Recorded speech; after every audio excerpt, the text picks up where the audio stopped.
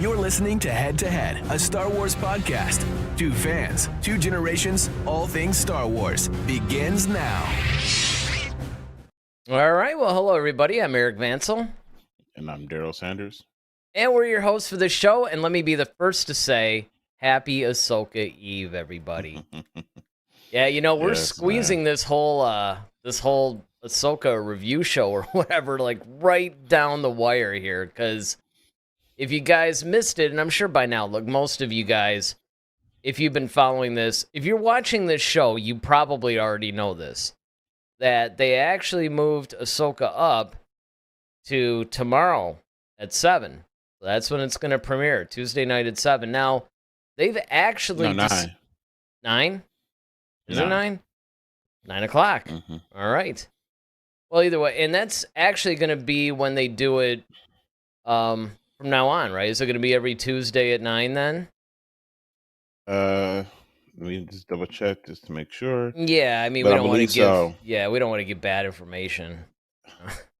Like, start the show with just erroneous information. But while you're doing that, I mean, we basically have, for the last couple of weeks or whatever, pretty much come up with this whole Journey to Ahsoka countdown, in a sense. And, of course, if you guys missed Friday, don't do it right now, but on Friday's show, we actually did our Journey to Ahsoka Part 1, where we focused more on the relationship between Ahsoka and Sabine and what we think is going to happen to Sabine. You know, she's going to be a Jedi. They certainly seem to be alluding to that, or at least some sort of a Force-using type of a thing. But we went extensively over that. Now, tonight, we're going to be talking about Anakin and Anakin's return to the series and what that actually means and what type of interaction we might see. I mean, who knows, right? It could actually be just a series of flashbacks, or it could be maybe a Force ghost situation, but we're going to try to break that down a little bit. And of course, tomorrow we're going to get the premiere of the first 2 episodes, so we'll actually get to see it. Mm-hmm. And this coming Friday, we're going to be reviewing it. And you know, we just hope that it lives up to the expectations. Now, everything that I've seen basically so far from people who have seen it, even though there's still some, I think it's like a social embargo, which is a little bit different from a review embargo, but whatever the case, so far I think people have responded positively to it. People have said that if you're into Rebels, you're going to be really into this, because essentially the show is Rebels Season 5. So there is a little bit of that. So I don't know.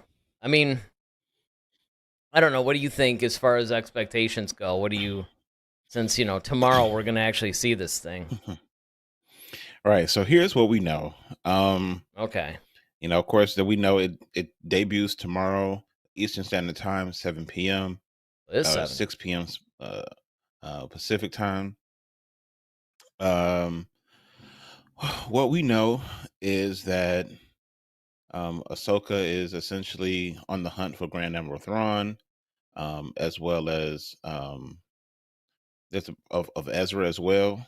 Sabine is in tow. There seems to be a little bit of an estrangement between Ahsoka and Sabine.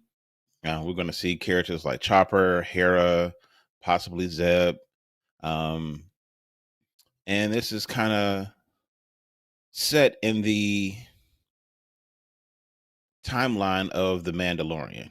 So like around that time span, that's kind of where we are if we're talking about, you know, the timeline of which all this stuff is occurring.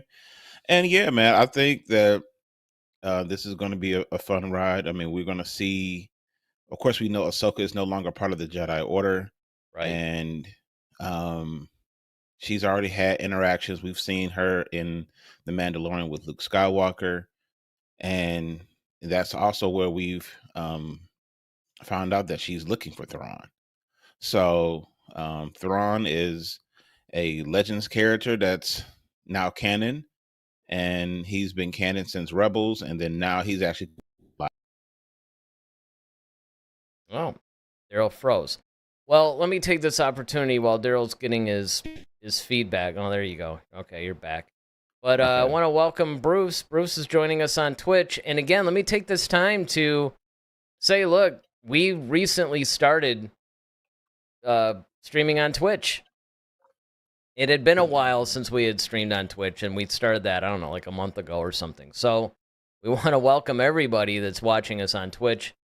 We really appreciate our friends on Twitch, our Twitch viewers. Mean a lot to us. Yeah, I know sometimes it sort of seems like it's a YouTube-centric show, but... And, of course, we want to welcome everybody watching on YouTube as well. So hopefully you guys chat in. Looks like we're going to have a good discussion tonight. I mean, so the whole Anakin thing, I had a little bit of mixed feelings about this when I first started seeing this. Now, I understand the appearance of Anakin in the Obi-Wan series.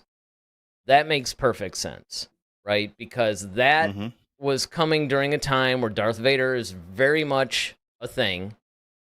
And obviously, Obi-Wan is going to flash back to better times. It's like a lack of a better word. He's feeling the defeat. And really, that was something that I wish they had explored a little bit more in the Obi-Wan series, or maybe it's not right to say more. Maybe it's more correct to say I wish they had better explored that. There's a little bit of an issue to me in some of the things they did, but that made sense. With Ahsoka, as you pointed out, look, we're 5 or 6 years after Return of the Jedi here. So, I mean, I get it. You do have that emotional connection between Ahsoka and Anakin, and of course, she did face him as Vader. I'm not actually sure, like, with Rebel Season 4, so that had to still be before A New Hope. So, we're talking probably a good 10 years here that she had last faced him. So I just don't know if it's necessarily an appropriate thing to see him. And I did put up a poll, by the way, on our YouTube community, and I also asked a question in our Twitch chat that essentially goes something like this. And this is where I think we can maybe start the discussion tonight, and then who knows where it's going to go. But I wonder if they're really doing this out of a story need, or is it that Hayden Christensen is back, the Star Wars fans are welcoming him, we want to erase a lot of that prequel negativity, and so let's just shoehorn Anakin into wherever he'll fit so that we can have a marquee character, and perhaps, the marketing department will see a little bit of love from viewership and things like that. I mean, I wonder that sometimes. Because sure, you can, as a Star Wars fan, you can make a case for why Anakin should be in the series. Because with Star Wars, it's so fluid and it's kind of loose and, it's broad strokes, it's sci-fi fantasy. You can make arguments, fairly compelling arguments even, either way, on just about anybody. But I wonder if really when you look deeply into this, and again, this is something that you and I had talked about several times, where we're always telling people, when the first couple of episodes debut, don't start bagging on the show because, you've seen a couple of episodes and now you suddenly think that you know the entire direction of where the show is going to go. And so it could very well be that this is, an 8-episode season? Yeah. Okay, so say 4 or 5 episodes deep, we might be going, oh yeah, Anakin's appearance is critical to this story. But I wonder that. And so on the eve of the premiere of Ahsoka, of course we want to get everybody's thoughts on this. And let me just kick this off here, because David, obviously, he won't stop. David won't stop. Says, hello, gentlemen. Who's buying me a coffee? Because I'm going to be right about the Ahsoka show. Also, it's Monday. It's Star Wars Day. Yeah, Monday and Friday for us. It's Star Wars Day. I mean, look. First of all, Speaking of buying coffees and all that, we'll talk about our Buy Me a Coffee program later, although you guys can go to buymeacoffee.com/head-to-head-SW and, get us a tip. But I'm not going to put up the graphic now. I'm not going to do that. I'm not going to go into like salesman mode when we're in this discussion. I'm just putting it out there that you can, if you are so inclined, follow the link in the description. And, if you're not trying to sign up for like the membership stuff or whatever, you could just, throw us a buck or two. But that said, you can also hit the like button. We really enjoy the like button. I'm rather fond of the like button. The YouTube algorithm is rather fond of the like button. So if you're watching on YouTube, it takes you a couple of seconds. Just hit the like button. But this is what I'm thinking when it comes to the whole Anakin thing, is if we're going to actually talk about that, let's just start there. Do you think that Anakin's presence, we'll call it that, because we really don't know what form he's going to take yet. Do you think Anakin's presence in the show is necessary for the storyline, as you understand it? Yeah, I think it's kind of critical. Wow. All right. Okay. Well, only simply because he's such an essential part to Ahsoka's development. You know what I mean? Like, excuse me. How she's as powerful as she is, why she's good as she is, it's all really because of Anakin. And a lot of the reason why she's off kind of, becoming a rebel and doing all those things is because of Anakin. She left Anakin, she felt, and that's a lot of her motivation, is because it seems like she's trying to right a lot of wrongs in her life. It's almost kind of like how Black Widow in the Avengers movie, when she said, I have so much red in my ledger and I would just like to kind of get rid of it. And she kind of has that with the fact that she walked away from the Jedi Order, also walking away from Anakin, who was the one person that actually believed in her. And then she walked away from apparently Sabine. So that, at least that's what's been alluded. So she's probably has a lot of, regret, remorse. And then on top of that, why wasn't she around during the Clone War? I mean, not the Clone, but the original trilogy. That still has. So it was like, is it because she couldn't face him again? And going back to watch some things, and I'm still kind of confused, because in one version, when Ahsoka originally fought Vader, she actually died by his hand. But then there's another part where in the World Between Worlds, remember, Ezra pulled her out of that. So it's like, which version is, apparently this is the version that's true, the one when Ezra pulled her out.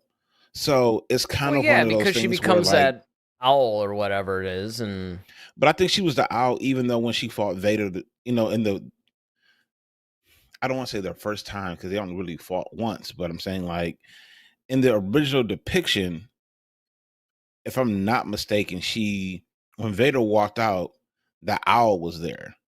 Yeah, I mean, she basically just disappeared. I mean, in a sense, it was almost like an Obi-Wan thing. Now, I don't know if she disappeared back into the World Between Worlds. That, honestly, I would have to rewatch that whole little story arc to really get the, I mean, I haven't seen that in so long. Yeah, I think one of the things is that in the World Between Worlds, I'm just saying, in that confrontation when she realized that Anakin was still alive, but he was just in the form of Vader now, and he's this powerful Sith Lord. Yeah. Okay. And she confronts him on in the Sith Temple. Okay, at the conclusion of that battle, we never saw Ahsoka die. No, It was exactly. implied that she died. It was Right. implied, and then when he walked out, she didn't walk out as well. But then you kind of saw that little white owl, and it was kind of like, almost, did she turn into an owl? Like, is that a Force thing? But then we also see later on, because I think in the World Between Worlds episode came after that one, Ezra pulled her out before Vader could kill her. So you kind of have to wonder, was in the original depiction of it, when you see the owl, was that Ahsoka or was that just some other thing? Or, we don't really know. Or is it because Ezra pulled her out, he actually legitimately saved her in real time? And that's what I'm saying, like the world between worlds thing. And I think that's why we see that a lot in this trailer. We see the world between, because I think that plays a very pivotal, and it has to answer a bunch of questions. Now, and that could be maybe, maybe during that time period, Ahsoka was going through the world between. I mean, I'm assuming this is probably what they're going to go with, and that's why she wasn't in the original trilogy, because okay, Ezra saved her, so now she's going back to save him, and that's why during the events of the original trilogy, Ahsoka wasn't around. Well, they could do Possibly. that. I mean, that's a possibility. The other thing too is that let's not forget that after that duel, we still didn't really know what was up with Ahsoka, right? She was just gone, and we just saw that white owl thing or whatever in her place. I mean, then Filoni is going on stage at the next celebration with an Ahsoka Live shirt, right? Because even after that finale, we had no idea. We thought, wow, did they kill her off, or what's going on? And then, of course, yeah, you get that sense definitely from that, but that's going to be something that I think is, and look, I don't think that's going to be revealed in the first 2 episodes of the show. Now, it could, because remember, if you go back to the Book of Boba Fett, in the Book of Boba Fett, they did something very similar, right? They had a little bit of a thing, and then they flash back on how Boba Fett got out of the Sarlacc pit. And before that premiered, you and I both were like, look, you could technically have the show without addressing that. You could do that. Or you could have some, other piece of content or something, very much like what they did with the Palpatine and Fortnite thing. You can have some canonized piece of content that could fill you in, and you wouldn't have to necessarily put it in the show. But they wisely, because we even said, look, you really, if you're going to bring Boba Fett back, you kind of need to explain how he got out of the Sarlacc pit. Now, remember, we first saw Boba Fett appear in season 2 of The Mandalorian. So that's before the Book of Boba Fett show. But we were saying that, okay, cool, whatever, we know that he's around, but if you're going to have a show based on him, you're going to have to at least, maybe it's a sentence or two, like maybe they don't depict the scene like they actually did, which we felt was stronger. We said, look, we really should see it, but at the very least, you need to have some either text on the screen. Yeah, exactly, some explanation. It got to be like text, or it's got to be, maybe a character goes, well, kind of like how you got out of the Sarlacc pit by whatever. I mean, something has to be done, and I think that in this case, now that Ahsoka has her own show, and this is a little bit more like a continuation of Rebels, and that whole thing happened in Rebels, yeah, the couple of things that I would say would need to be addressed at some point, and look, it doesn't have to be in the first 10 minutes of episode 1, but we do need to see, one, how did she survive that Vader thing, like definitively, and two, which is what you alluded to, where was she in the original trilogy? Because it's like, all right, she's all over the time period, like literally weeks before episode 4. That's where Rebels ends. It's like weeks before episode 4. And now she's popping up a few years after episode 6. So something happened in between, and the reality is, well, guess what? We wrote these films before there was an Ahsoka character. So yeah, I know. Don't bombard me in the comments with that. I get that.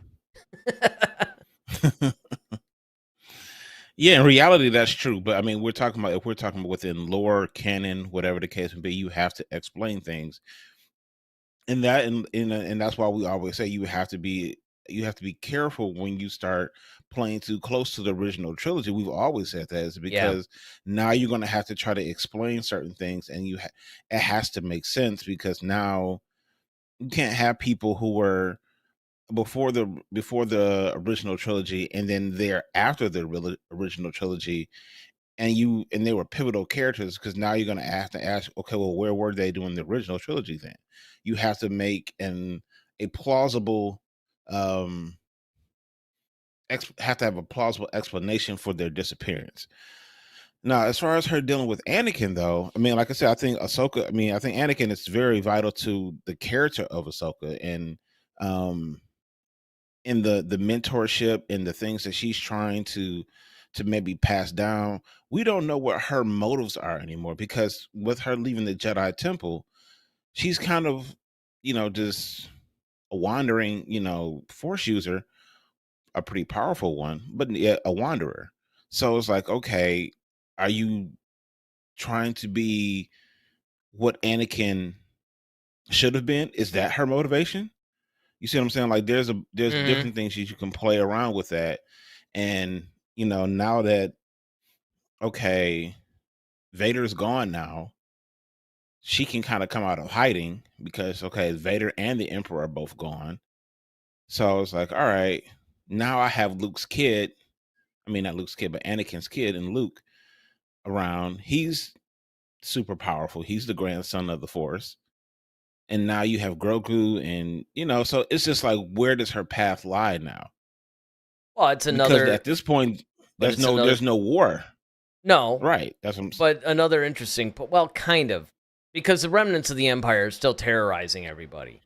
You know, so, yeah. But but I that's what I'm mean, saying. There's no war for Galactic her to, War, like, no. Well, yeah, yeah. right. I mean, as far as kind of like going from the Clone Wars to the Galactic Empire thing, yeah, you're right. There's no galactic-sized conflict. But here's another interesting point, though, that you sort of allude to, is that it's understood that in The Mandalorian Season 2, she pretty is familiar with Luke. Like, they've obviously talked before. So Mm-hmm. you got to wonder when that happened. You got to wonder when she made Mm-hmm. her presence known to Luke and said, by the way, I'm your dad's apprentice. And Mm-hmm. because if you think about it, if you're Luke, you're probably like, really? Because you would have been really handy to have had around Mm-hmm. when I was, Around I episode mean, 5. yeah, I mean, granted, sure, it's kind of like, okay, yeah, Obi-Wan, Yoda, I mean, they were there, but I mean, there's an intimacy that was shared because she was the Padawan of Anakin, where Anakin was the Padawan of Obi-Wan. So I think it would have given Luke a more complete picture if he had. So he was probably like, okay, cool, I'm glad you're safe, I'm glad you're around, but I got some questions. And I think that Mm-hmm. that would have been something, um, that would have been worth addressing. And I don't know, I'm not saying that you have to depict every single little thing. It doesn't Right. all have to be out there on celluloid, as it were, but it would be nice if it were addressed somewhere. I mean, even if it was an encyclopedia entry. But let me get to a couple of Peter's comments. Peter Griffin joins us. What's up, Peter? Says happy Ahsoka Eve all. As we all are happy, we're all excited about, this Yes, we're all waiting with bated yeah, breath bated for breath. We're no, we're not actually. Yes, we are. See, I'm getting we're all of our almost, time mixed yeah, up. We're less than 24 24 hours hours. away from the premiere. Yeah. So this is good. Okay, he goes on to say, this is an interesting point that Peter makes, by the way. He says it's a prequel hater. So keep in mind, he hates the prequels. Hayden Anakin needs to be in Ahsoka's story. So that's an interesting perspective to me, because you have somebody who was negative towards the prequels saying, look, this character needs to be there. And, that's a good thing. Now, hopefully you swung back and voted in the community thing, because I really want to get a sense, at least from our participants on YouTube. And look, as far as I know, you don't have to be subscribed. I mean, you could go to our YouTube channel. Even if you're watching on Twitch, you can go to our YouTube channel, hit the community tab. You'll see that I put a poll up there about, Anakin, should he be there, or is this kind of shoehorning in for fan service kind of thing? So I want to get a sense before Ahsoka premieres of what everybody's thinking on this. But that is an interesting perspective, that somebody who really isn't all that crazy about the prequels agrees that the character needs to be there. Now, I don't think I ever gave really my full perspective on it. I know that you did, and for me, I think that it could work either way. And that's not me trying to be wishy-washy on it, I'm not trying to get out of committing one way or the other. Yeah, David Obviously, hates that. yeah, well, yeah.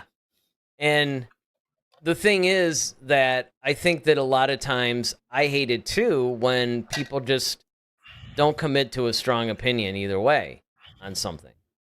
It's kind of like this is an either or thing. But the reason why I put it that way is because this is a rare circumstance, at least in Star Wars, where I think that you can go either way and still tell a compelling story. I don't think you need to have Anakin there. However, I think it's effective to have him in there simply because of a lot of the points you brought up. You bring up the whole fact that, he faced her as Vader, and, in a way she's trying to be maybe the Jedi that he didn't end up being. And I think that it could also offer a little closure, because here's the thing. Other than when Vader was defeated and he was about to die and he wanted to look at Luke with his own eyes and all that stuff, and then we see him briefly pop up as a Force ghost, right? Whether it's a Sebastian Shaw version that was originally there, or whether when they digitally put Hayden Christensen in that scene, the point is, we really didn't get to see too much of an epilogue. Because like I had said, one of the things that I was really disappointed about with the sequel trilogy was I was hoping that when Kylo was redeemed, that he would live to actually, Finish what Vader started, pretty much. Well, I mean, it's not even really like a tone, because the opportunity that I thought was lost that I was very excited about when Luke and Vader were having that moment at the end of Return of the Jedi. Mm-hmm. At first, I didn't think he was going to die. And I thought, okay, he's injured. Obviously he needs medical attention. I mean, it's, because if you really stop and think about it, his wounds really weren't. I mean, if you compare it to Episode 3, it's like, he was burnt to a crisp and they somehow stabilized him. And granted, I mean, that was the Emperor going to get him and all that stuff. I mean, I get it. But at the same time, what I was hoping for was that now Vader would have to pop over to the rebels and be like, hey, I'm good now. And some of the challenges that, okay, you were Darth Vader and now you're a good guy, that's not going to go over well at first. Now, I get why they killed him off and they had that really touching moment between he and Luke and all that. But I thought that was a lost opportunity when Kylo returned to Ben Solo. Because just once in the Star Wars universe, it would be really cool to see, like, the ultimate villain, let's say, all of a sudden turn to good. Because you have this thing to where people aren't going to trust you right away. They're still going to resent or hate you because of what you've done. All the people you killed, all the destruction, everything else. And then on top of that, you're juxtaposing that with, well, wait a minute. This guy who was like this super powerful foe, he's kind of on our side. So, there's benefits to that. And there would be that weird dichotomy. And it would have been nice to have seen one of these guys in that situation. And in a way, in a weird sort of way, by having Anakin appear post Return of the Jedi, we can get a little bit of that. If it's not just flashbacks. Let me get to Peter's thing before I go on here. He says, we got some Twitch chats too. He says, I'm only kidding. I've grown to accept and enjoy many scenes in them nowadays. Yeah, well, look, I mean, the prequels have taken on somewhat of a new light thanks to the sequels. Like, the best thing that ever happened to the prequel trilogy was a sequel trilogy. I'll leave it at that. All right, so now Bruce over on Twitch says, Not only am I wanting Anakin, I think we need to see Luke, Han, Leia in this series as well. And then he goes on to say, John and Dave should be able to read the room and see how popular Cal Kestis is as well. It's another one. It's a good point.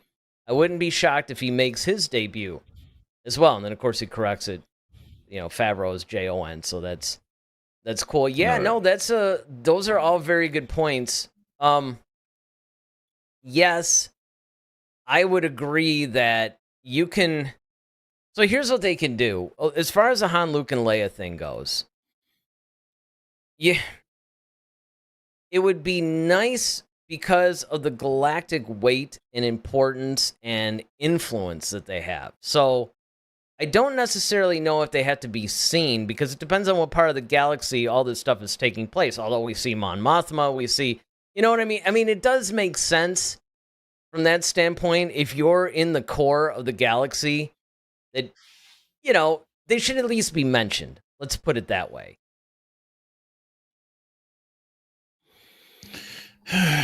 I mean, once again, I think we have to keep in mind though, like what's the focal point of this show? The focal point of the show is Ahsoka and Thrawn, Sabine, like you said, is Rebels, kind of season 5, pretty much. But Lando was in Rebels. See, what I'm saying is, no, and Luke I get was in. That. It's just they're so See, here's the problem when you do something, and this happens to a lot of franchises, by the way. Actually, it happens to a lot of franchises where you have main characters who, like, the entire world is in the balance. I don't necessarily mean like our world. I mean, their world, right? So you have these guys, because you and I said this on The Mandalorian. There's all this galactic stuff happening. There's everything going on. And that's why when Luke finally made an appearance in season 2, it kind of made sense. In fact, it would have been pretty bad if he hadn't, because it's like, if you're that central, like what we had seen in the original trilogy and all that stuff, and look, if you're that central of a character to everything that's going on, your absence becomes weird at that point. Yeah. That's all I'm saying. That's why I'm saying you could fix it by just mentioning the characters. Well, yeah, you can mention them. Yeah, sure. I just don't think we need to see them or what have you, just because depending on what the story is, but what I presume it to be, it would be kind of irrelevant to have them, around, because it's like, all right, the Galactic Empire has. I mean, like I said, you can make mention of it in the sense of, all right, the Galactic Empire has fallen. You got these 2 dark Jedi, I mean Sith Lords or whatever you want to call them, like running around. Okay, maybe they're working for like the one of the many factions of the Empire or something like that. Or yeah, like some sort of outpost somewhere or something. Yeah, or Thrawn maybe like commissioned them, like, hey, Yeah, but Thrawn's kind of taken over from the main the outer regions, guys, the unknown regions. Yeah, well, that's what I'm saying. So it's like, all right, that's a good point. Han, if you put them in the outer rim or the unknown regions, that's how you fix it, because the main characters are going to be too busy trying to rebuild the government in Coruscant. And that's what I was saying. That's what I was getting to, is the fact that, like, Han and Leia are pretty much trying to rebuild the government. Luke, of course, he's out trying to find himself and trying to figure out, the mysteries of the Force and all this stuff. So it made sense that when Grogu was reaching out, Luke went to him, because who else would it be? If you really stop and think about it. Now, granted, that you have somebody like Cal Kestis, was created as a Jedi, during the times of the Galactic Empire, which I have questions about that. I'm not as familiar about his story, but his story actually, that notwithstanding, that's like the whole Jedi Fallen Order guy. Yeah, but my thing is that this is based on Ahsoka, and what Ahsoka's mission is basically, I'm trying to find Thrawn, because the last we saw, Thrawn had Ezra, and she's not trying to lose Ezra. Because Ezra was kind of like, okay, a pupil, and let's think about it. Ezra was kind of powerful, because the thing is like, okay, he could communicate with animals and different other life forms like that, but he also kind of showed a somewhat darker side to himself. He was tempted a lot by the dark side. Let's just put it that way. Because every time he had those Sith holograms, he would like, stare at them and they would call out to him, and he's kind of like, oh yeah, curious. He was hanging around with Maul. I mean, you see what I'm saying? Like, so I know. I think what Ahsoka's trying to do is trying to prevent that from going south too. Yeah. No, that could be. Peter Griffin, his whole thing with the Han Luke Leia whatever thing, he basically says those might be season 2 editions, and that's true because look, here's the point, and then of course Bruce comes in with another chat I want to get to in a second. I mean, if you're bringing in Mon Mothma, you're bringing in these central figures of the New Republic. Leia, at the very least, is like practically the leader. I mean, she is the de facto second in command to Mon Mothma herself. All I'm saying is that, and again, every franchise goes through this. When you try to expand the story beyond the core characters, the problem that people make with the core characters, because the argument is that people will say, well, these people aren't in every sector of the galaxy, or, whatever franchise it is. Well, what if we're dealing with something that's happening like over here and, they're over there? That argument would work. Except the mistake that they always make is they put the main characters as like the hierarchy of everything that's happening. Right? In the case of this, okay, Thrawn comes up. Thrawn's like the ultimate bad guy. It would make more sense if maybe they were going up against, somebody like Werner Herzog's character. I can never remember that guy's name. In The Mandalorian, right? Where he's kind of a gangster kind of thing, or maybe the Hutts or something. Okay, then I can understand that.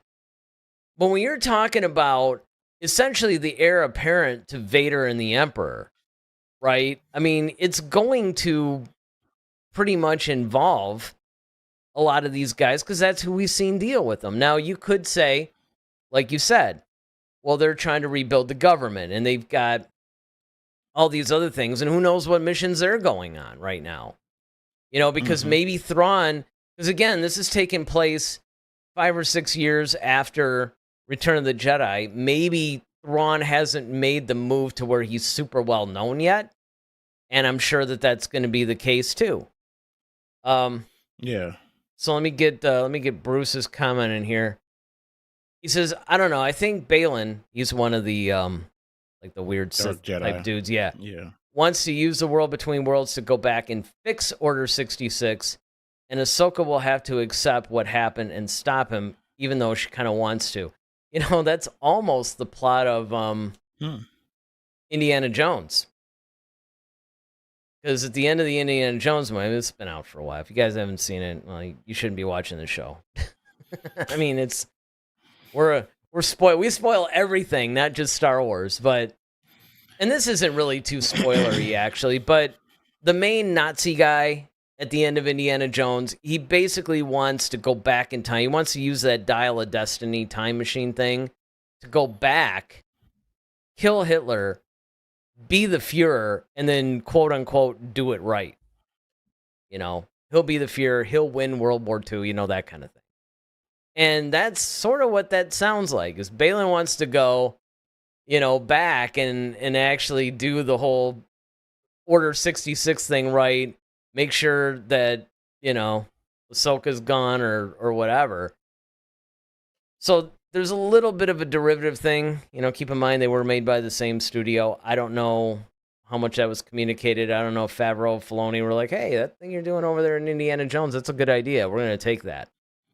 But I will say this, that, and this brings up another thing too. I know this is a little bit beyond the Anakin thing, but it ties in. I mean, we're talking about the series.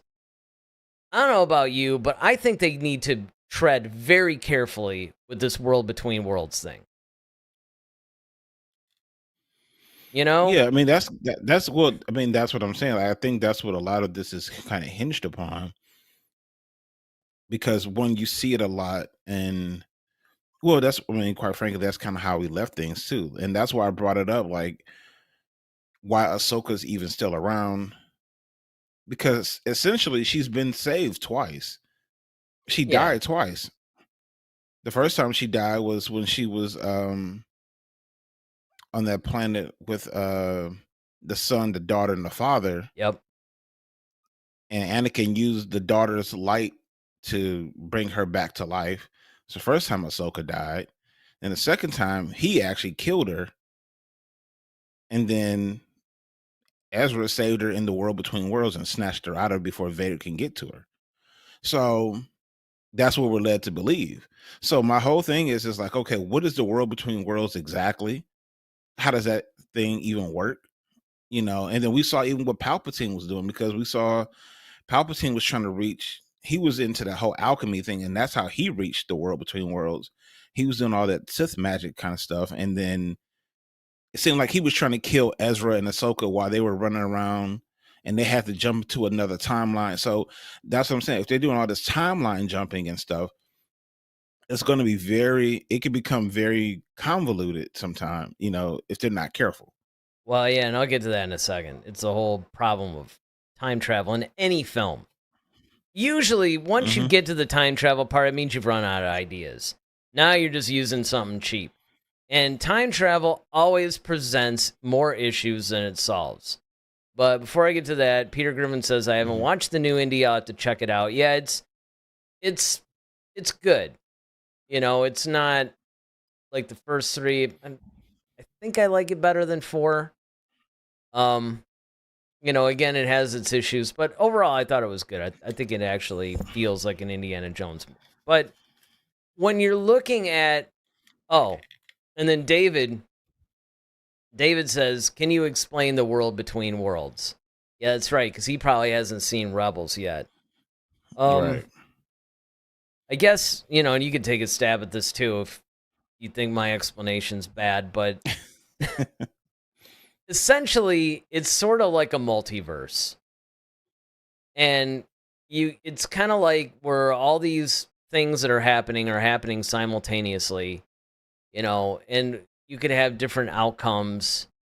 Um, you know, like there might be in the world between worlds, you might have a situation where Vader won, well, or Luke won the Bespin lightsaber duel.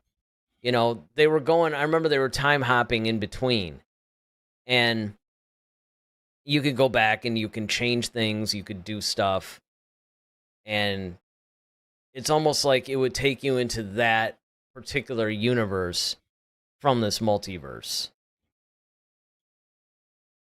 I mean, that about, yeah. I mean, do you have anything better to? Because they really didn't Well, actually explain it that heavily in the Rebels episodes that they had it in. no, That was sort of the it really gist of didn't. it, but they didn't really go Yeah, into it too much. You know, it was just, and maybe because they knew Ahsoka was, so that's what they were going to deal with it. yeah. Well, I guess. I But mean, do you think that they actually knew that when they created it with Rebels that they would do that live? Well, maybe. probably, honestly. Um, so the world and worlds, also known as the Virgin Scatter, was a physical plane within the Force that served as a Oh, collection you're of reading doors. something. Hey, I mean, if I'm going to give information No, and you know what? pathways We need to existing do it. between You're time and right. We space. need, no, this is good. This is good. The screen between Link. screens. I'm sorry. Continue. So it's a pathway existing between time and space, linking all moments in time together. Um, the world, let's see, the world between worlds, otherwise referred as the Virgin Scatter, was described within the Chain Worlds theorem, visualized in the scattered Jedi text kept within the Jedi Temple on the planet of Octo. It's accessible from a painting of the Mortis gods, father, son, and daughter, that decorated the exterior of the Jedi Temple on the planet Lothal. And we know Lothal's going to be in this. Oh yeah. So I mean, which by the way, they did a really good job at depicting what I've seen in the trailer so far. Our chats have Yeah. somewhat exploded. I should actually get to some of these. As we even got somebody new chatting in. But first, we go to Peter Griffin. He says, Ahsoka stopped Ezra from saving Kanan already because they may have died trying. Yeah, I do seem to remember something about that. Yeah, because he was trying to. Ezra was trying to go back and save Kanan. Yeah. Okay. But it was because of his sacrifice.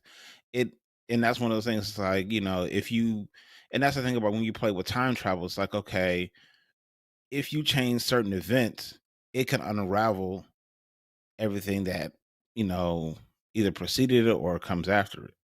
So right. All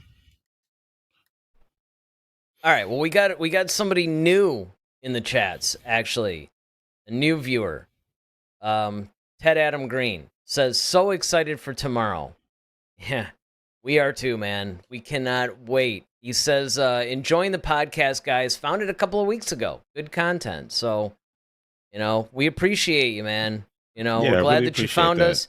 Yeah, because I mean, that's one of the things, we're trying to grow this community, be a little group of people that just hang out every Monday and Friday night and talk Star Wars. So we are glad to have you on board and hope that you continue to chat and like videos and all that good stuff, right? Yeah. So Peter says, Dave said it's not time traveling, it's anything everywhere all at once. Yeah, actually that I haven't seen that movie yet, by the way, but I do know the concept. He says Dave tried to explain it during an interview lately. Yeah, I mean, it's basically like the. Well, that's why I say it's a multiverse, right? Because it's like it's almost like the way that everybody explains a multiverse. It would be like if we're doing this podcast, like it would have different outcomes in different universes or something, or Right.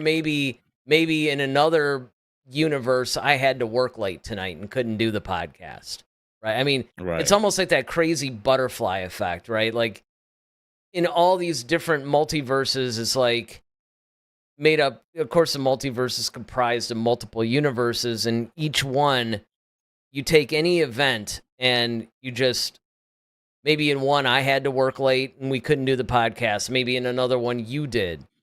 Maybe in another one we never even started this thing. You know what I mean? It's like there's different. Yeah, it's like and it's basically just what happens in one of the universe affects other universes. So right. And Marvel's been clunkily, I might add, trying to do this as well. Like the whole Phase 5 thing. I mean, I'm just not into it at all. It's just like I haven't even watched half of the movies, right?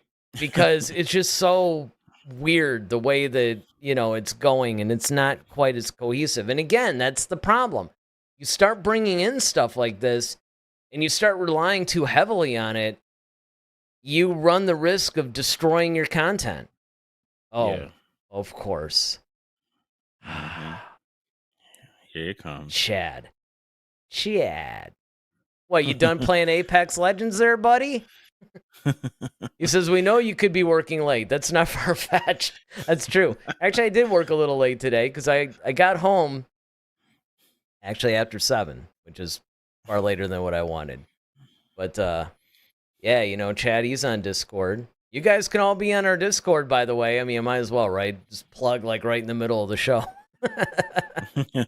But we do have a Discord that you guys can join.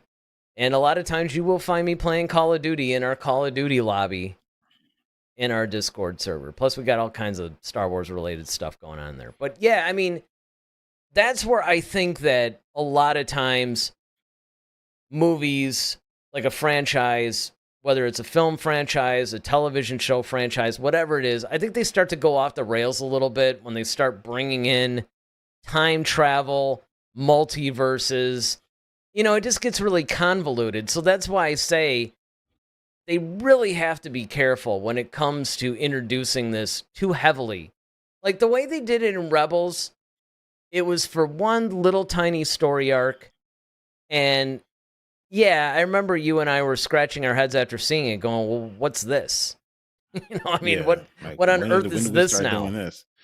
But again, they didn't explain it. And that's what I thought was Hmm. kind of cool about it, actually, because it wasn't governed by all these crazy rules or, you know, now entire seasons are going to be dedicated to, oh, we're just going to hop around in the world between worlds. And that's what scares me is that I just hope with this show, they don't lean too heavily into the world between worlds. That's pretty much where I stand with that part of Yeah. Um. So with dealing with Anakin, though, I know we've kind of it. Yeah, deviated from the things, we've but really deviated. Yes, I promise you guys, this show is all about exploring Anakin's return. But I mean, in a way, though, that's part of it because think but about yeah, it. I mean, it is part Maybe of the they bring him into the conversation. world between worlds. Maybe that's how we see Anakin. Maybe, in a different world, Well, Anakin never turned into Darth Vader.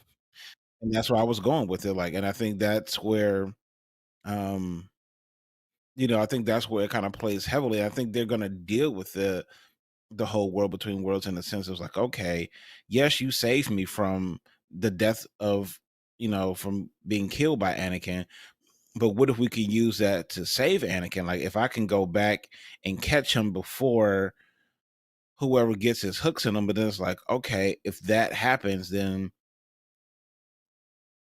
theoretically it's like, okay, well, what about, Luke? What about all these other things that have happened? Like, okay, because then like Alderaan maybe never, gets destroyed. But then, so there's a lot of positives that comes out of it too. But then there's also other things that could happen. So I think that they have to It's not that's gonna necessarily be true, part of though. the Let me just stop you right what? there for a second. Because, I mean, first of all, there's a lot of different areas where you're going that we could really unpack here. So Yeah. this is really exciting. Mhm. But let me just when you say Alderaan was never destroyed, maybe never destroyed with Vader there. But how do we know that, I mean, well, let's just take somebody like Cal Kestis or somebody like, you know, maybe there's a different apprentice that's there. So maybe Alderaan is still destroyed. It's just, I guess it really depends on how vastly the events were changed, right? I mean, does Tarkin maybe never become a Grand Moff? I mean, you see what I'm saying? You could go almost anywhere with this because it's like, at what Yeah, point? First of all, at what point do you jump in? Do you jump into exactly. where somebody maybe saves them? Do you maybe have a situation where Galen Erso never died Or and they it could be got the him thing back? where You know? it could be where Ahsoka never she maybe feels like, okay, maybe my decision to leave the Jedi Order pushed Anakin towards further down that dark path. If I never would have left, maybe he still would be the good guy that I knew him to be. Yeah, well, the other thing that they could do, honestly, first of all, just for the record here, and I have said this on multiple shows, but I'm going to say it again. If they want to reboot the sequel trilogy, this is how you do it. You use the world between worlds to do it. Because you can literally come up with an alternate 7, 8, and 9. You can make the Thrawn trilogy from Legends if you want. You can come up with whatever you want at this point because you can just simply go, hey, that whole Rey and Poe and Finn thing? Yeah, that was just kind of a world between worlds thing. Let me show you what really happened. Or an alternate thing. They could completely use this within canon to reboot the entire sequel trilogy, and you would be able to do it safely and smoothly. But that said, where you're going, yeah, I get it. What if Ahsoka never left the Jedi? I just don't know if they would really necessarily go there either, though. Well, I think that's part of her guilt. That's what I'm saying. I think there's a part of Ahsoka that feels responsible for this. And that's why I was saying at the top of the show, like um she has read in her legend that she feels like she needs to try to clean up because Mm-hmm. maybe she needs to, maybe I could be the Jedi, or I should have stayed around and helped Anakin because maybe I could have stopped that. Maybe I could have been one of the people that like, hey, you don't need to go down this path or whatever.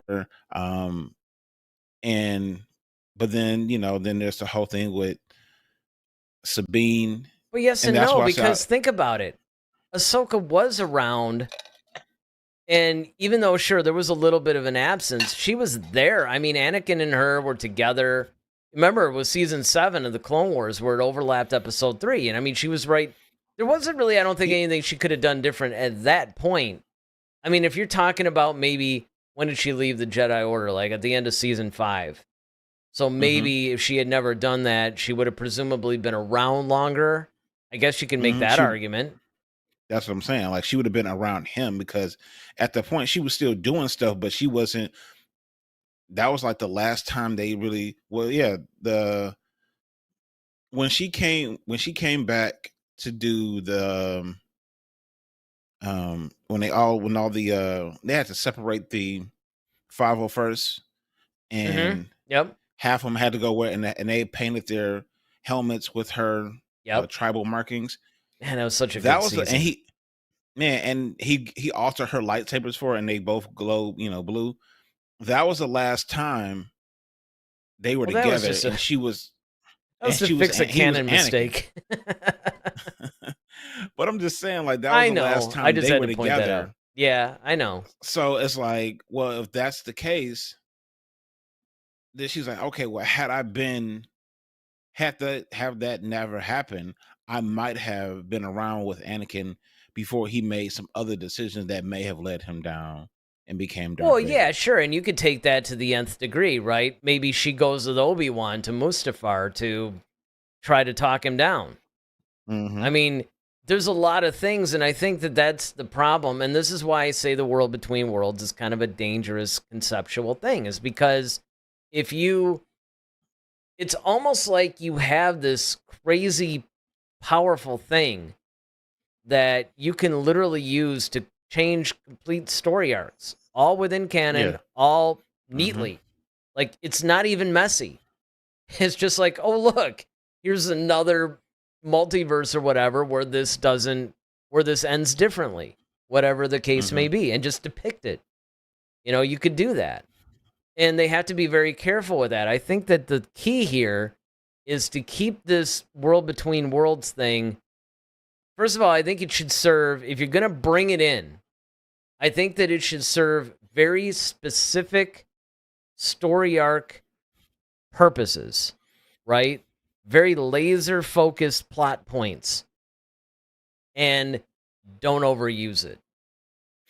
Honestly, I think this is just a hypothesis, since it's Ahsoka Eve, why not? I think she's probably gonna try to use the world between worlds to find Ezra. Once she finds Ezra and hopefully brings him back, then they're probably gonna try to find a way to destroy that. Well, that's what they should do, because that's what I'm saying, because it's one of those things, like, it's too dangerous to be left. Exactly. Because now, if anybody, because you got these other Force users who would try to manipulate it to serve their purpose, and it's like their purpose may not be as noble, or who knows if we're even doing the right thing, but this is what we're doing right now because we have the ability. But after this, we need to figure out a way to use the Force to destroy this, because this could, and if they do it, if they tidy it up that way, I think that will make for a great story. No, I agree completely. I think that that's really, honestly, the key to a lot of things. I mean, first of all, as long as you keep the world between worlds intact, you could do a lot with Hayden Christensen as Anakin. You could feature him in ways that you wouldn't be able to feature him normally, because his story would be bound by the current canon. I mean, Vader's dead. So, Anakin's dead. He's a Force ghost. That's where we last see him in episode 6. So it's like, all right, what are you doing? You got a choice. You're either doing Force ghost, and he just pops up and appears to everybody, although you can make the argument, well, why didn't he appear to Kylo? Because that might have helped them. See, that's the problem I have with Star Wars a lot, is they try to bring in these things when it's convenient. But the problem is, it's sort of like it's not done in a way that it would normally be used. You know, well, how are you going to have Anakin as a Force Ghost pop up to Ahsoka, but then Kylo, where it would really make a difference? I mean, he's over there going, I'm going to finish what you started. I'm going to, you know, the Anakin Force Ghost would be looking at this going, whoa, time out here. You know, I don't know if you got the memo, but I actually turned good. I don't want to finish this. That's the whole point, you know, those kind of things. But then you also have to look at it like, it's all about balance. You have to go back to the balance of the force. It's like, okay, if the force is still out of balance, you got to have somebody to right size it. So, well, yeah, there's but I mean, always going why to could be it have been that Kylo threat. to right size it? Well, no, what I'm saying is like, okay, you had Luke, who was still living, who's super powerful, as we know. So, like Snoke said, when darkness rises, light rises to meet it, or vice versa. Well, So wasn't it's that was always more going to about be. Rey, though, I think. But it's just the force in general. So what So you're like saying is Luke got grumpy and ran off. So that's when the Force had to use Rey. Okay. because he disconnected from the force, so now Rey has to come back up. But then, of course, you bring somebody super powerful like Palpatine back. Well, guess who's got to balance that? Luke. So now it's kind of imbalanced. But then, okay, Rey goes and kills Palpatine. Palpatine kind of kills Kylo in a way. So you have all this stuff going on, and it's out of balance yet again because now you just have Rey running around because Luke's gone, Leia's gone. Rey is basically the last Jedi again. But then you have no Sith Lords right now, as of yet. So maybe in her series, okay, some guy's going to come up and it's going to be like, okay, I'm the new Sith Lord or whatever the case may be. And it starts all over again. You're always going to have the battle of good. And that's what they were trying to say. Like even in the whole Rebels, that's why I love that episode of Rebels when they actually had the father, the son, and the daughter, was because it showed that like, okay, the father, there's light, there's going to be light, and there's going to be darkness in the world. It just has to be. That's how you have. And the father was just in the middle, trying to keep them from killing each other. Yeah, they were. He essentially was the balance, and when he was killed, exactly, no more balance. And of course, obviously, it'll never be in perfect balance, right? Or at least not for any length of time. But my problem is, and then I'm going to get to some chats. My problem with that is the fact that it's a little cheap because, okay, you could say maybe the cosmic force, right? Because once you become a force ghost, and we pointed this out, by the way, a couple of weeks ago, I think it was like 2 or 3 weeks ago now, we did this whole like midi-chlorian thing that Lucas, okay, he had a point, we get it now, we understand, maybe midi-chlorians aren't that bad. And we went into this whole discussion about it.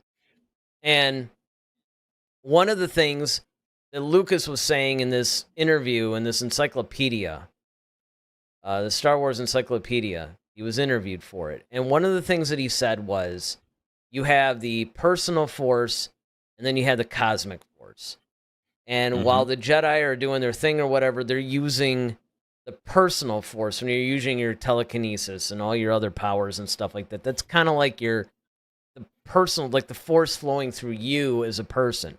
But then you have the cosmic force, which is kind of the totality.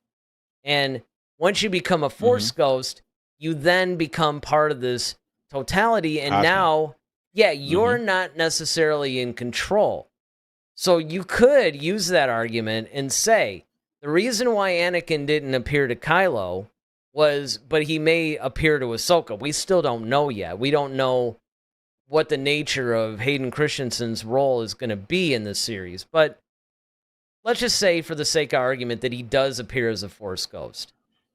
The cosmic force may have a reason for him to appear to her, but not to Kylo. And Anakin himself has no say over that. That I would buy. I think it's a little convenient maybe, but I can at least buy into it. I mean, because if you're going to say that, then it's like, why didn't Obi-Wan appear to Vader? Because Obi-Wan addresses that. He figured Vader was lost. Think about it. He had been trying. First, he tried to turn him in episode 3. That didn't work. Then, in the Obi-Wan series, Anakin was like, look, you didn't kill, Anakin. I did. He's gone, dead. And then, of course, Obi-Wan makes that comment to Luke, he's more machine now than man, twisted and evil. There'd be no point for him to appear. In fact, in Lucas's original draft, he was going to appear with Yoda and fight the Emperor and Vader at the end of Return of the Jedi. That was actually something in the script until very, very late in the production. I mean, they hadn't started rolling camera yet, but it was getting close. So, there is that. Well, I'm just saying, like,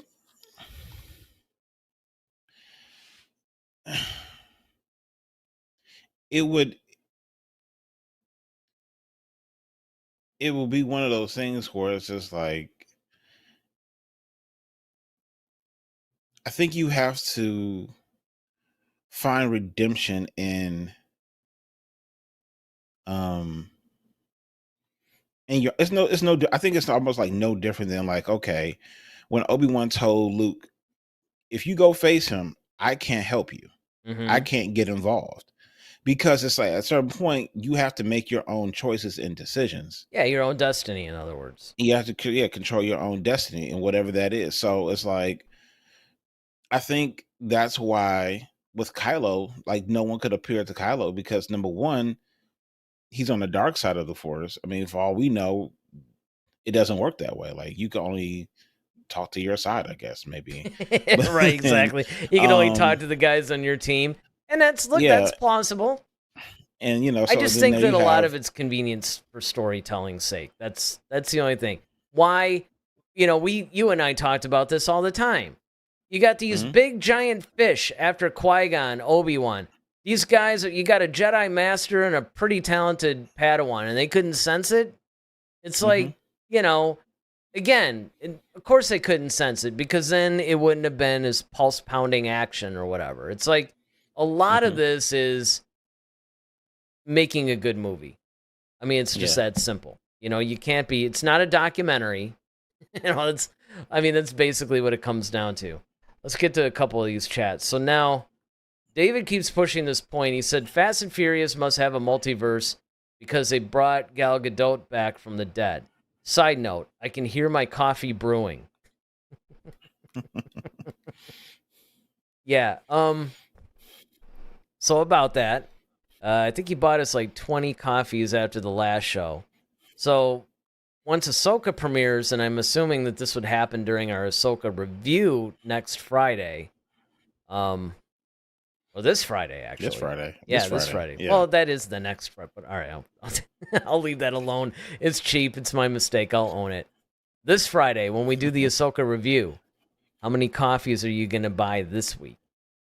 I am confident that this is going to be good. And the reason why I say that is because a lot of the YouTubers that I've been watching that are normally critical of the Star Wars television universe are pretty much praising this. They're like, yeah, there's a couple problems here and there, but by and large, this is a really good series. So I think that we're in for a treat. Now, David goes into Anakin's part of this. He said, if Anakin is in this, then I might be wrong. This could be one of the greatest shows of the year if Vader is handled correctly, but thinking they will is absurd as a multiverse. And I understand that sentiment.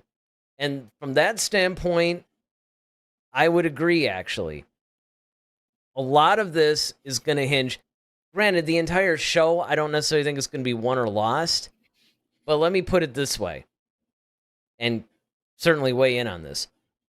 The show could take a massive hit if they don't handle Anakin correctly and or the world between worlds. I don't know how they could handle Anakin poorly, though. Well, they could easily. They could shoehorn him in so everybody gets the member berries, as they say, and it's not necessarily, pertinent to the story. It's just obvious that he's just there to trigger nostalgia in the fans. it could also be poorly written scenes, through no fault of the actors, but poorly written scenes. I mean, look, you could look at a lot of the prequel stuff, and if you just read those stories on paper, you'd be like, yeah, man, these are going to be amazing. I don't see how you can handle this badly. And then Lucas showed us. Well, but I think that's the operative word, is Lucas. When you got people like Filoni and Favreau who are pretty much... Filoni and Favreau wrote the book of Boba Fett, dude. Remember, they're the ones that wrote the little scene with Boba Fett, like, running after some little space mouse in the cafeteria. And they wrote Boba Fett as like some sort of a wuss, kind of. Yeah, but that's not their character, though. You know what I mean? I mean, granted, Neither is Anakin. I mean, yeah, I get that. But I'm just saying, like... All I'm saying is that, when you're looking at it, like, okay, everybody knows Vader for who he is and who he was, you know what I mean? And it's like, I think they would treat Vader with the respect. That's what I'm saying. I don't think they could really mess Vader up because of them being such huge fans of the franchise, Vader being such an iconic character, and then, it's not like we saw what happened in the Obi-Wan series. I mean, he was fine. Now granted, Deborah Chow was the one who was actually directing the show. Yeah, but Obi-Wan really... I mean, Vader was probably one of the few good things. But that's all I'm speaking on. I'm just talking about... It's not going to be Vader. It's going to be Anakin, though. Right, but what I'm just saying is like the way that they use Anakin, even in that show, like, and the way it was done, I think it was done fine. I don't think it's going to be really that big of a deal. Because if you look at the way they use Anakin in Obi-Wan, wasn't really that great. They handled Vader great, but that scene between Obi-Wan and Anakin, not really that well written, honestly. Well, what was wrong with it? It was, first of all, it was completely just like disjointed. I guess that would probably be the best way that I can put it. The other thing is, you got a guy who's obviously like 40 playing like an 18-year-old or something, and a lot of that had to do with the budget of the show. But the point is, that's how they can mess stuff up. I mean, but I'm just saying, like, I'm just talking about the use of Anakin Skywalker. Like, I think the use of him was fine. I don't think it was disjointed because it was a juxtaposition of, okay, Obi-Wan still knowing who Anakin is and knowing his weaknesses, and he illustrated that in the flashback scene, and then it showed it how pertinent it was in real time, in real time. So I don't see the disjointed. I just think that it's like, okay, yeah, they're working with a TV budget, so maybe they couldn't use the Unreal Engine as well as they should have, or whatever the case, or AI, or whatever the case may be. And who knows, I mean, like we keep seeing that AI and all that stuff keeps getting better by the day. So and it's cheaper. So maybe it is done better this time. Who knows? But I'm just saying, like, the use of him, as far as telling the story of Anakin, because Anakin was such an essential part of the development of Ahsoka. I mean, all throughout the Clone Wars. I mean, essentially, it's really Anakin, Obi-Wan, and Ahsoka. So, and with Favreau telling all those stories that he did in the TV show, he had no problems using Anakin. So that's what I'm saying. I don't think he would animated misuse him series, and it's different. Doing a live action show is different than doing an animated show. Oh, I understand that. I'm just talking about story-wise. Story-wise, you could have the best story in the world, but you can execute it poorly. And that's what I'm afraid of. I'm not afraid of Filoni's writing. I'm afraid of Filoni's execution, particularly when it comes to Anakin. I'm not necessarily afraid of some of the other elements, because I think the key is it's going to essentially be Rebels Season 5. So the only problems that I can see with, and again, everybody from at least the first 2 episodes is saying that it's pretty good. So that, that of course is good. Comforting. Yeah, exactly. But, that's 2 episodes out of 8, though. Mm-hmm. So, I mean, the only thing that I would fear from this show, That if there's going to be, and look, you and I even spent the whole show talking about all the problems that we think could come up on this thing. Let's not ignore that either. So, now granted, most of those were tied to Sabine, not to Anakin. But honestly, I didn't even know Anakin was going to be in the show really until a little bit later in the game. I always thought that those were rumors. But where I would say, I think the concern would be a couple of things. And again, I'm not necessarily questioning the writing part of it. I think the writing part, I think the storytelling part will probably be okay. The only two things that I worry maybe a little is, one, how they use Anakin. Two, the overuse of Anakin, which that I don't necessarily think he's going to do. I mean, it's a possibility, because you also got to think in terms of, how much pressure is he getting from people like Kathleen Kennedy or the marketing department or whatever. I mean, there's that too, because it is a business, and a lot of times they have complained in the past that even though most of the Lucasfilm people have been hands off, there have been some decisions that have, led to things that they didn't want. Let's put it like that. And then, of course, the third thing is just a world between worlds. How are they going to handle that? Mm-hmm. The other thing, too, and I don't know if you know the answer to this, if you've heard anything, did they actually ever say, like, how many seasons they wanted to go with this show, or? No. And they didn't say it was a limited run or anything, because usually if they know it's going to be like an Obi-Wan, they know it's going to be a limited run. So, no, I think the potential of Ahsoka honestly definitely has the potential to go probably maybe 3, 4, 5 seasons. Yeah, I would say, and that seems to be Filoni's sweet spot, around 4, or something, like that. I would hope anyway that, well, and the other thing you got to look at too is how much is this show going to tie into the Mandalorian and the Book of Boba Fett? Because remember, they're somewhat of a shared universe, and they're sharing a little bit of the plot points too. And so it's almost like, how much of an individual show is this? Because I would think that however many seasons it would go would probably depend on what this overall story arc that they're going for.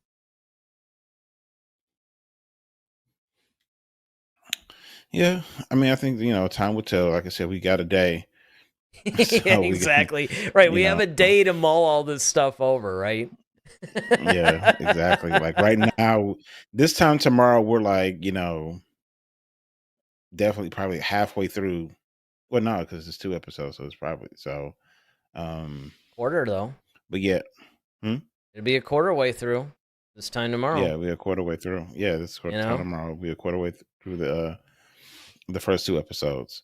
So I think we just have to wait and see. I think this is going to be interesting. I think this series is going to have to answer, of course, a lot of questions. Hopefully, if you guys haven't had a chance, you still have a few hours to catch up on some Rebels. On yeah, Disney well, if you do that, you need to go to Google right now. If we were thinking about it, we should have done it. But they've got these guides, right? Yeah, like the episodes you need to watch before Ahsoka. Exactly. Yeah, that's what I'm saying. Yeah, with Google, just Google like, what should I watch before Ahsoka? Which key episodes or whatever. Yeah, so at least you kind of caught up to the main thrust of it all. But yeah, I believe that Anakin's going to be handled well. I hope so. Like I said, the only thing is, I guess that I could see them overusing him at times, maybe, but I think the focus is from the really trailer, going to be on. Maybe not, because, and this goes back to something you said earlier.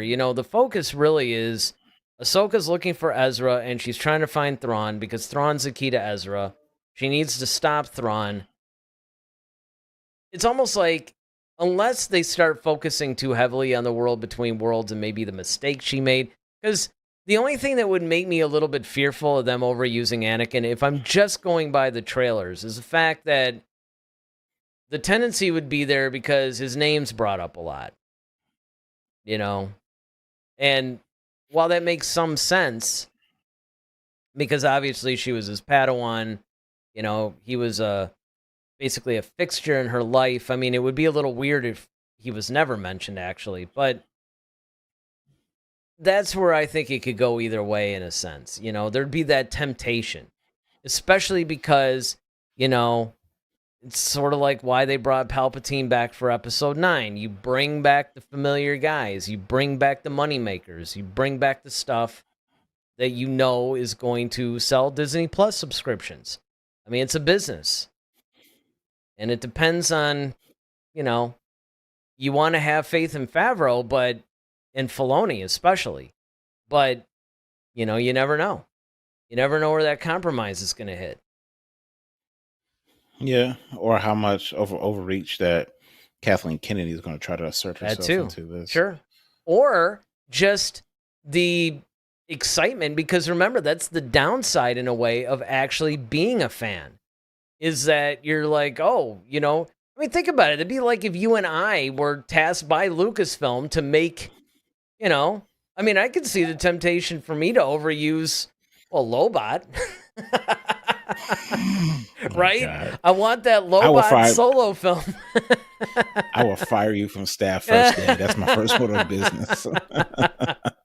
But I mean, you know what I mean? It's kind of like if you actually have the real keys to the kingdom and I mean, it's basically like playing with action figures, but for real. You know, I mean, you might be tempted to go in an area that maybe it wouldn't be the wisest thing. So David, on a path that you can't follow. There you go. I mean, look, if we got to bring it into the franchise, right? David says, I made the mistake of thinking Andor was supposed to be an action series, and I don't want to approach Ahsoka wrongly. What is Ahsoka? Action-packed, thriller, chick flick, drama, etc. Well, essentially, it is Rebels Season 5. That's what it is. And Rebels basically had a lot of action, and it also had an element of political drama, I guess. But it was mostly, I don't know, I'd say it was mostly a fun action type of thing. But it had depth, though. You know, that was the thing. It did have depth. So, you know, David, you might want to actually go back and Google, you know, key as Rebels episodes to see before Ahsoka. And that will really, honestly, give you a really good, or at least just read stuff. You know, read a synopsis or something. Well, I mean, Ahsoka is, I mean, like you said, you know, it's essentially season 5. Mm-hmm. Rebels is an action-packed show. However, there are a lot of I think you're going to see a lot of dramatic moments in it. You know, but it's not going to play out like Andor, though. Andor is a completely different thing. Completely different. It's not like Andor at all. It's not going to be like Andor at all. Yeah, if you're worried about it being like Andor, you have nothing to worry about. It's going to be more like The Mandalorian than Andor. But it's better than Tokyo Drift, if that makes sense. But right, put it in Fast and Furious. And that's the only language he understands. Yeah, you know, it's probably kind of like Fast 5, actually. Which was actually the direct prequel to the latest Fast and Furious. So that's a little interesting tidbit for anybody that. But listen, yes, if you guys haven't had the chance, please like this video, subscribe to the channel if you guys are enjoying what we're doing. We just love it when you guys are here. You're talking Star Wars with us. This is the kind of thing we want. A community of people who, look, we're just normal people. We love Star Wars. We just want to talk about it a couple times a week, get into it. You know, I don't know. Some people might question the normal part, but I'm hanging on to that term, guys. You know, I want to thank all the guys on Twitch, everybody that's watched us on Twitch, and people chatting on Twitch, too. That's great. That's what we want. If you actually want to support us a little further, though, you could go to the buymeacoffee.com/headtoheadsw. You'll see the link in the description. You could either just, donate a couple of bucks or whatever, like it says, buy me a coffee, or you can sign up for these membership packages. There's a Padawan for $5 a month, Jedi Knight at $10 a month, Jedi Master at $25. You see, you get a bunch of little things, your own channels in the Discord community. You get a couple other, member-only stuff. One of the things that you get, though, is members-only video, and we're actually working on our first one. So if you guys remember, a few weeks ago, we did our top 5 favorite Jedi, and that was a popular video. And, somebody on Twitch actually, might have been Bruce, said, hey, why don't you guys do your top 5 favorite Sith Lords?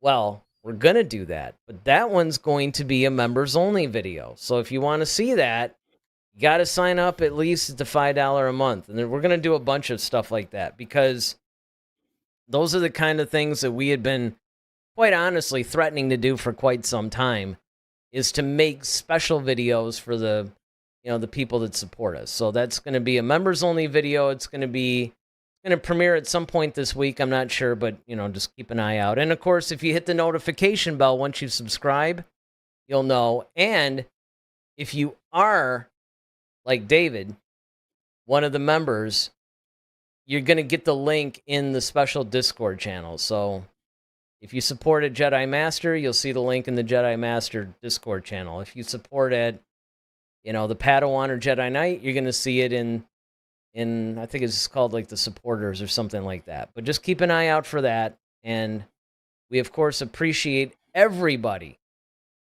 who's been watching. Now, David actually asked a very important question here. David said, how was your birthday? It was good. It was good. I had to work on my birthday, but I got to spend it with you guys, on my actual birthday. And then I did see the Meg 2 finally on Saturday. So that was cool.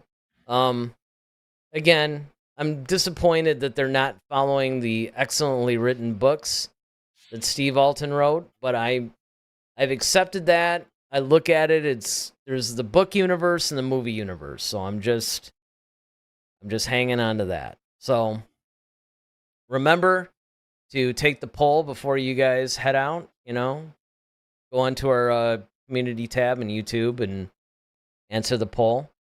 And maybe we'll talk about that at the beginning. So Friday, what we're going to do is we're going to review the first 2 episodes of Ahsoka. So we really hope that we see you guys there and that you're back with us at 8 o'clock. All right. Anything to add? No, sir. That's about it. No good of the order or anything like that? No, we're all set, man.